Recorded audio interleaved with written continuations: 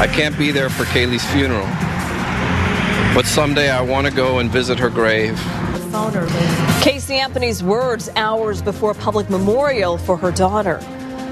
Good evening, I'm Jacqueline London. And I'm Bob Fryer. It is clear that Casey is not very happy about this very public farewell. Kaylee's mother says that she misses her daughter, quote, every day and every minute of every day. But she will not be in attendance at tomorrow's memorial, and if it were her choice, she says the public would not be invited either. This is the first time we're hearing from Kaylee's mother since the child's body was found.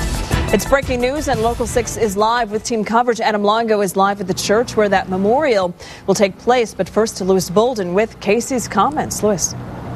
Well, Jackie, even with Kaylee's memorial service scheduled for tomorrow, it is clear that Casey Anthony is still at odds with her parents. Not only will Casey Anthony not be attending that public memorial service tomorrow, she also apparently has a problem with how Kaylee's remains were handled.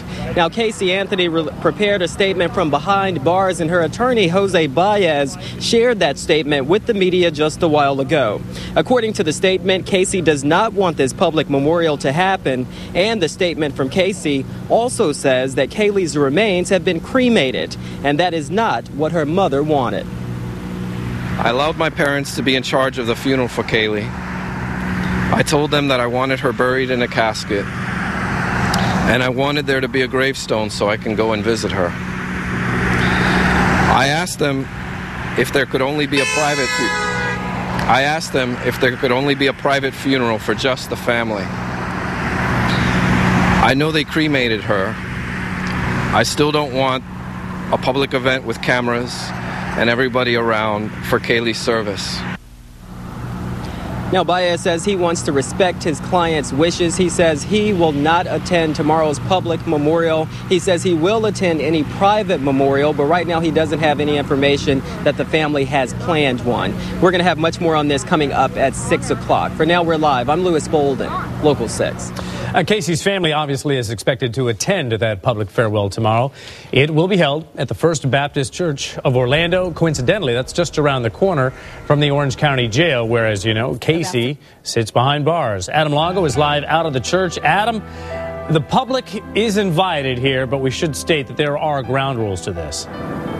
Yeah, there are. We'll get to those in just a second, Bob. But we do know that preparations being planned, of course, underway here at First Baptist Church of Orlando. But interestingly enough, preparations are underway for another service, a prayer service that's going to happen on the other side of town, on the east end of Orlando. And that's going to be for people who aren't invited to this service. We'll have more on that in just a second. But first, as I mentioned, preparations well underway here, well into the planning stages of this memorial service for tomorrow at 10 o'clock. Security, a big concern, so much so, in fact, a meeting involving security just held here within the past few hours. They are also preparing for protesters here tomorrow. OPD, I'm told, will be right off church property handling that. And we're told that the protesters might actually have their own area right off the campus here. Now, for the people not invited, namely bounty hunter Leonard Padilla, he says he's going to be a part of a prayer service tomorrow at 10 a.m. right in the spot where Kaylee's remains were found. I'll be here at 10 o'clock in the morning. Obviously not being invited to the main memorial service. So what are you going to do here? Myself, Richard Grun, and some of the other people that have been uninvited will be paying our respects to Kaylee here. Hopefully, we're thinking that maybe some of the protest groups will show up here rather than over there. Now, also, we can tell you expect about 5,000 people here tomorrow. That's capacity inside the sanctuary. They're really not sure right now if they're going to be filling it up or not. Right now, they're saying doors are going to open at 9 o'clock in the morning. But, Bob, as you mentioned, a lot of ground rules for people coming in here. They are going to be screening people, no cell phones, no backpacks. You're not going to be able to get much in there. So if they don't open the doors until 9 o'clock and this service starts at 10, that means they're going to have to screen somewhere in the neighborhood of 5,000 people in an hour. Just don't see that happening. It's possible that doors might open up slightly earlier than that. Now, I just walked inside, saw the sanctuary, looked at how everything was laid out. We're going to have that for you coming up tonight on Local 6 News at 6. Also waiting to hear from the Anthony family attorney, Brad Conway, on some of more of the preparations that are underway, namely if Cindy Anthony or any members of the family plan on speaking here at this memorial service tomorrow. We'll let you know as soon as we find out. We're live in Orlando tonight. Adam Longo, Local 6. Okay, Adam, thanks. Let's reiterate some of what Adam was saying. Tomorrow's memorial, it starts at 10 a.m. at the First Baptist Church of Orlando, and 1 John Young Parkway. Local 6 coverage starts at 9. That's when people will start to filter in. If you are at work, we will also stream this for you live on clickorlando.com.